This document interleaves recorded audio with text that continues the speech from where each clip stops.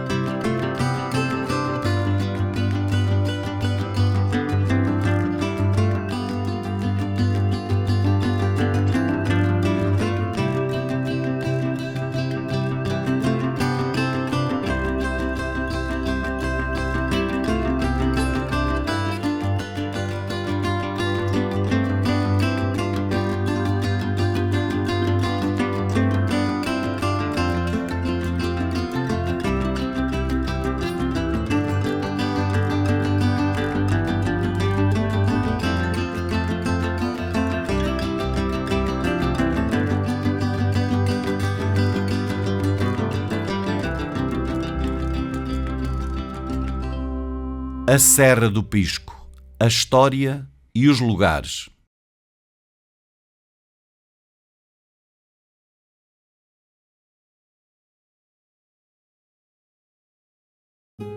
Apesar de não ser uma das montanhas mais altas de Portugal, há muito que a Serra do Pisco ganhou o seu destaque na região.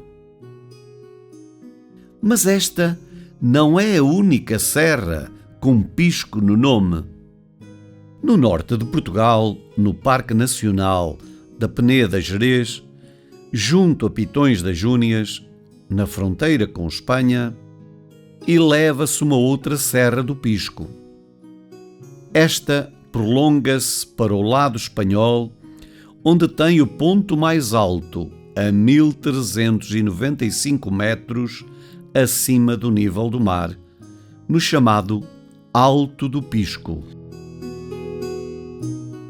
Mas é fora da Península Ibérica que o nome Pisco tem um uso mais recorrente. E para podermos encontrar uma possível origem para o nome Pisco, temos que não só mudar de país, como também de continente. No Peru, a norte da capital, Lima, em plenos Andes, na Cordilheira Branca, encontramos o Nevado Pisco, ou somente Pisco, que, lá do alto dos seus 5.750 metros, é um dos que mais se destaca na região. E a sul de Lima está situada a cidade portuária de Pisco, que é a capital do distrito e da província com o mesmo nome. Nesta região, mas igualmente noutras do litoral peruano, é fabricada uma famosa bebida alcoólica chamada pisco, produzida já desde o século XVI e que é mesmo a bebida nacional deste país sul-americano. No Peru, a bebida pisco é tão representativa que até tem um museu, na cidade de Cusco, a antiga capital do Império Inca, onde é possível não só prová-la, como também conhecer a sua história. Mas não é só no Peru que a bebida é produzida. De facto, há muito tempo que a origem do pisco é disputada entre o Peru e o Chile, onde também existe, desde 1936, uma cidade com o nome Pisco Elqui. De acordo com várias fontes, o nome pisco tem a sua origem na palavra do idioma quichua pisco, que significa ave ou pequena ave. Mas terá sido durante o período da civilização Nazca, que existiu entre 100 anos antes de Cristo e 800 anos depois de Cristo, que o nome pisco passou a ser usado para outras referências. Segundo a lenda, o chefe de uma das tribos de Nazca, inspirado pela grande quantidade de pássaros que voavam nos céus do Vale de Nazca, decidiu dar à sua tribo o nome Pisco. Foi assim que, mais tarde, o nome também foi dado ao vale onde os seus habitantes viviam, ao rio que o atravessa, ao porto, à cidade e à bebida. Curiosamente, do legado da civilização Nazca fazem parte as famosas linhas e geóglifos gigantes, muitos deles com a forma de aves e cujo significado ainda hoje essencialmente desconhecido. Uma teoria diz que, com o passar do tempo, os conquistadores espanhóis terão alterado a pronúncia para pisco e o nome viajado para a Espanha com as primeiras exportações de aguardente que teriam escrito no rótulo de pisco, uma referência ao porto de origem. Assim, de Espanha, o nome facilmente poderia ter chegado a Portugal, quer devido ao nome da aguardente, quer devido ao nome do pássaro, que também é encontrado na região da Serra do Pisco. Mas a realidade é que o nome pisco também tem uma origem deste lado do oceano e que é bem mais antiga que as viagens dos navegadores espanhóis entre a América e a Europa. O Vale da Serra do Pisco está mencionado no Foral de Penela da Beira, concedido entre os anos 1169 e 1175. E segundo alguma bibliografia, igualmente, logo no primeiro foral concedido a localidades portuguesas, conjuntamente a São João da Pesqueira, Penela da Beira, Paredes da Beira, Linhares e Anciães, entre os anos 1055 e 1065, período em que Fernando Magno, rei de Leão, lançou uma campanha de reconquista das Beiras. Como Fernando Magno só entrou em Portugal em 1057, o foral deve ter sido atribuído logo a seguir às primeiras conquistas. Mas como é que o Vale da Serra do Pisco é referido? Na verdade, a referência é bastante curiosa e designa-o como Vale de Piisco. Alguns estudos dizem que a origem da palavra piisco é o termo latino pinisco, que se refere a um lugar com abundância de pinheiros ou rochedos, tal como ocorre na Serra do Pisco.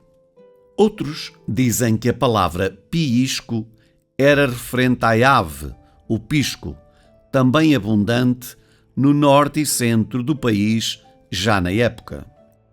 E o termo piisco terá ainda dado origem ao nome de várias localidades portuguesas, como por exemplo ao lugar de Pisco, antigamente Piisco, do atual município de São Pedro do Sul, ou à aldeia de Priscos, antigamente Piiscos, no município de Braga, famosa pelo pudim do abade. Sendo mais provável que o topónimo da Serra do Pisco derive do latim pinisco, que depois terá evoluído para piisco e finalmente para pisco, o facto de já ser utilizado nos séculos XI ou XII evidencia a coexistência de ambos os nomes da serra desde tempos bem remotos. O povoado aqui construído, do qual já só restam algumas ruínas e onde outrora foi erigido o antigo Carapito, deveria ter mais de 150 edificações. Até às décadas de 1930 ou 1940 ainda eram visíveis várias construções circulares e com cerca de 2 metros de altura. E, mais tarde, já na década de 1980, ainda era possível identificar, de forma clara, as ruínas de cerca de 7 dezenas dessas habitações, em todo o recinto da antiga aldeia. Infelizmente, a atividade humana, a arborização da serra e a natureza destruíram a maioria e hoje, praticamente, já só restam a memória histórica e o que podemos imaginar delas. Aqui vemos as ruínas de algumas das antigas habitações.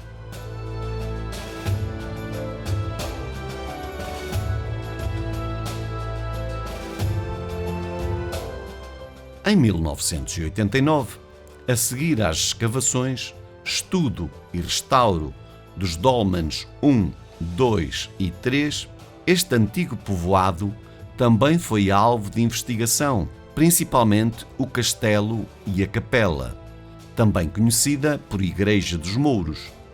A capela é uma das ruínas ainda bem delimitadas, podendo remontar ao período visigótico, ou seja, ser posterior ao povoamento castrejo e à romanização, mas anterior à invasão muçulmana da Península Ibérica pelos mouros no século VIII.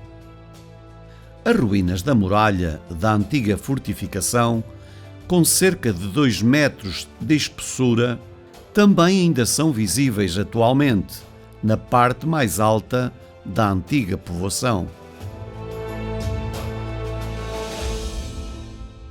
E os milhares de pedras que podemos encontrar à sua volta e mais longe testemunham a dimensão considerável que esta estrutura deve ter atingido.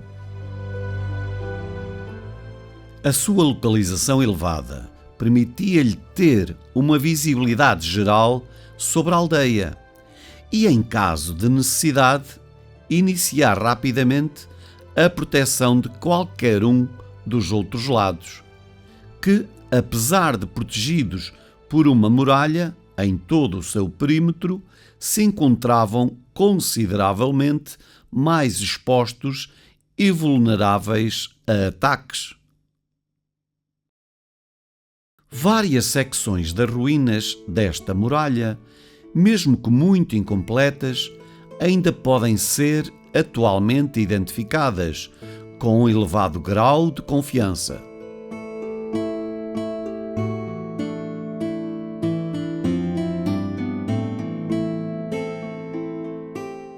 foram ainda encontrados vestígios de sepulturas, uma das quais com cerca de 1,5 metro de comprimento, mas infelizmente já não existem. No Vale Fértil ergue-se hoje o Novo Carapito, uma aldeia para a qual passado e presente são muito mais do que simples palavras.